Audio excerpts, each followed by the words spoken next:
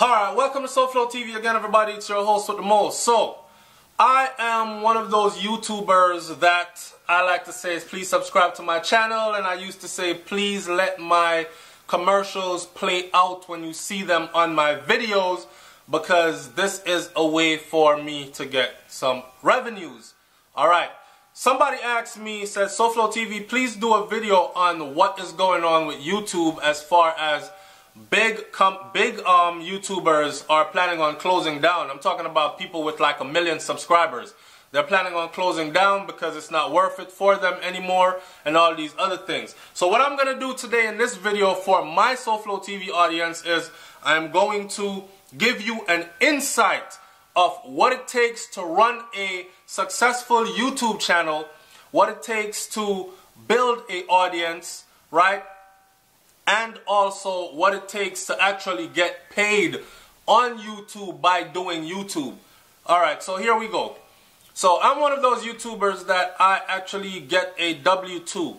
And I take my W-2 form to the tax office at the end of the year when it's time to file my taxes, along with all my other earnings, so the federal government can collect what they need to collect out of it before.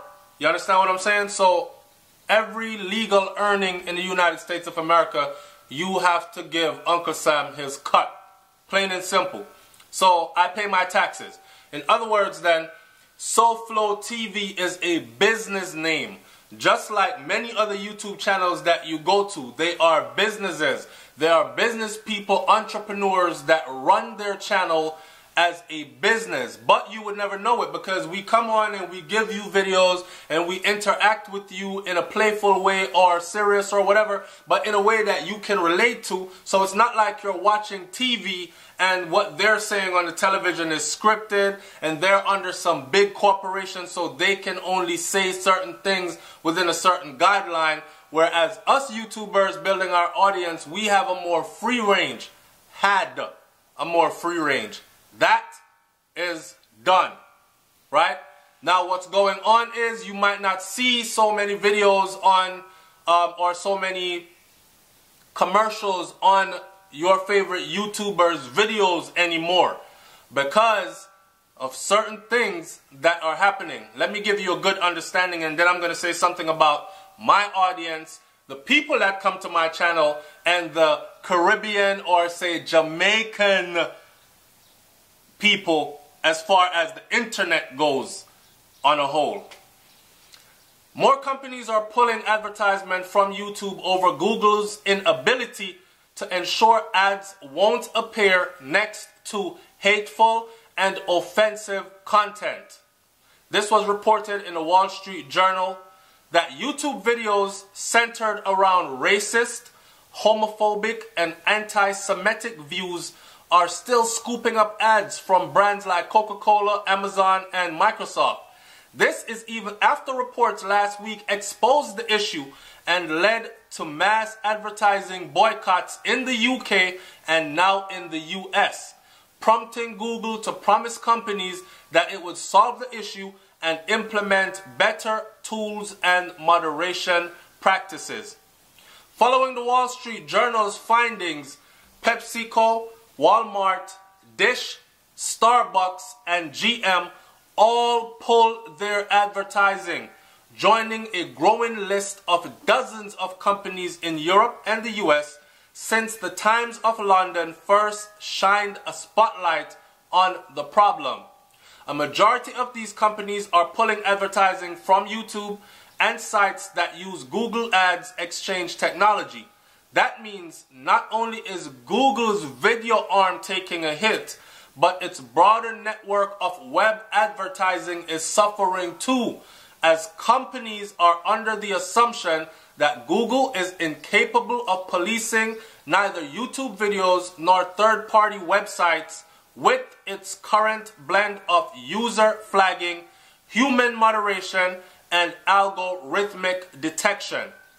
That leaves only targeted search advertisement intact. I'm not going to talk about the targeted search advertisement intact and all that other stuff. You can go Google all that and look it up if Google, and Google is under. Anyway, so a couple of powerful newspapers, right? They went through YouTube, and this is just for shits and giggles they did this. They went through YouTube, and what they found was, okay, let me listen to this video right here.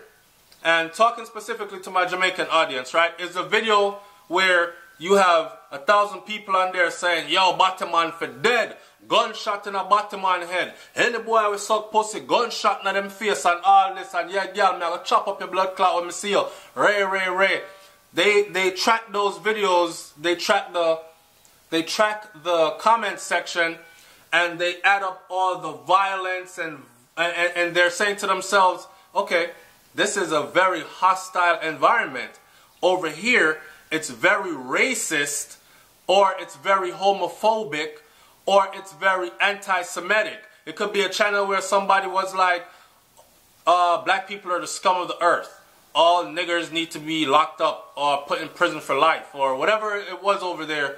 They realized that this channel that they're looking at fostered this. They were building an audience of hate. So here's a channel that has 50, 60, 70,000 subscribers, and they're releasing videos that were very hateful, right? And in the comment section, it fostered all this hate.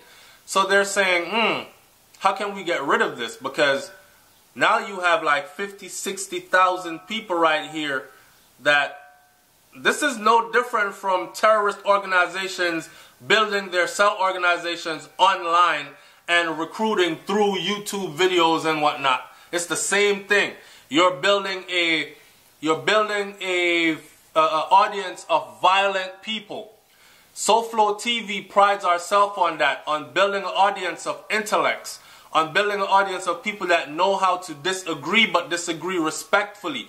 That's why I monitor the channel so heavily, because as soon as I see the suck your mother thing and all this, you gotta go. I either give you a chance and I try to reason with you. If I can't reason with you, then I block and delete you. I have a long list of people that have been blocked and deleted from SouFLoTV, and they didn't understand why, so I find them on other channels talking even more derogatory stuff about me from other people who are trying to make a name for themselves on YouTube. And of course the crab in the barrel thing goes along with it, because us Jamaicans feel like we can't make it unless we call up our brother's name and put him in a negative light and call him Bata Boy and all these kinds of other names.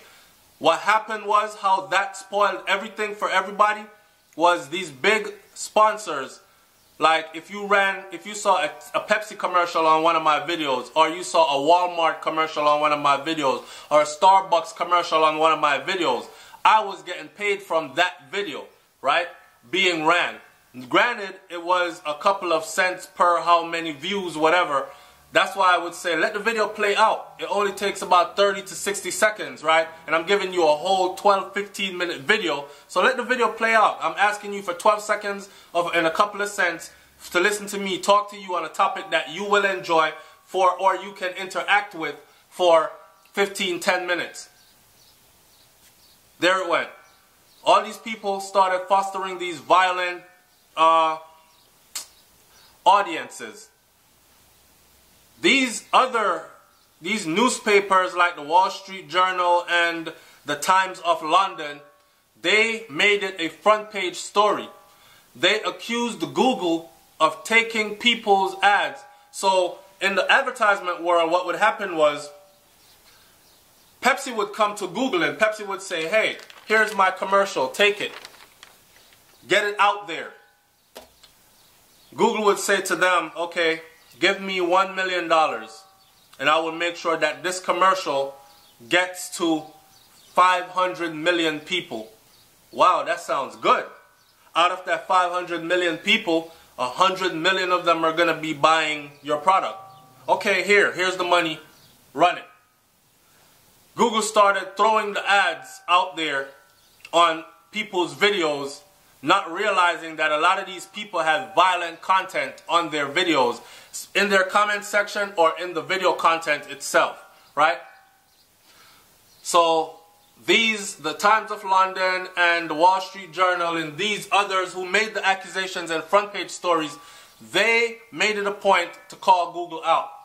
When they called Google out, all these big brands like Walmart, Pepsi, Dish, Starbucks, GM, they started panicking and they were like, oh no, I don't want my brand to be associated with violence. That the bottom line is people are going to be protesting in the street. Close down Walmart. Close down Walmart. They hate gays. They hate blacks. They hate... So they pulled their ads. All the ads started getting pulled. So YouTubers now started making their videos, putting them up, hoping to get something back in return, and we're getting nothing. That's the bottom line of it. So you have people that probably used to make like $5,000 a month that are probably barely making $500 a month right now. You have people that used to make $500 a month that are probably making $5 a month right now. You have people that were making $150, $200 every 30 days per month. They're probably not getting paid right now because their account is stuck at $0.35, right? That was the backlash of that. Now, Google is promising that they will clean this up. YouTube is promising that they will clean this up and they'll come back bigger, better, and stronger, and the ads will come flowing back again. But what they're doing in the meantime is they are vetting. So you see all these little wild channels popping up, talking all this. Don't encourage your favorite channel to engage in all that, because those people, they will be on YouTube. They won't be making a red penny off their channel, okay?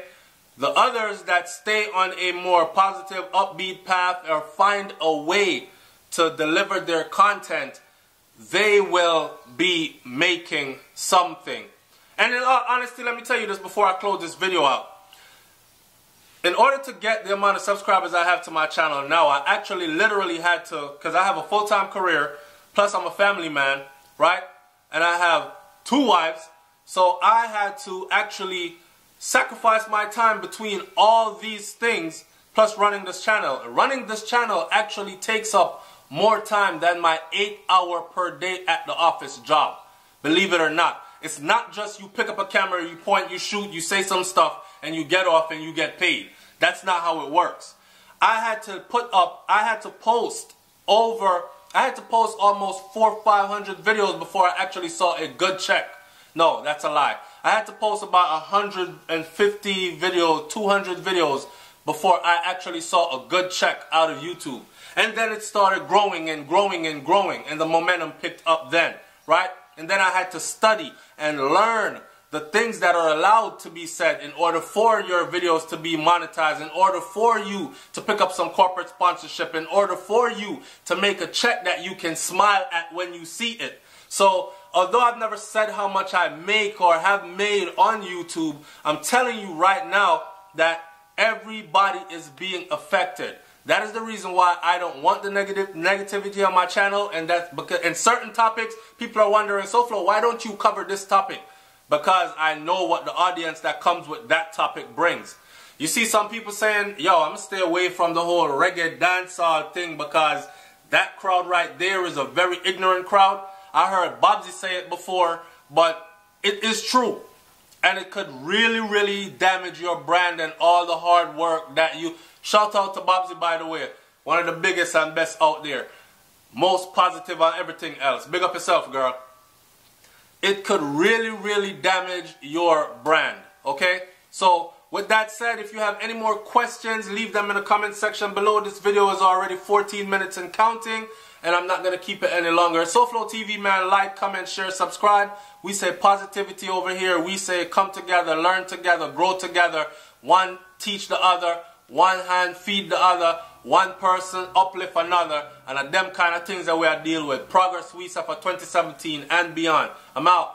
Peace. Oh, and go check out Brains and the Beat channel, because that's my partner channel on YouTube. And support her channel just like how you support SouFlo, alright? I'm up out of here, man. Peace.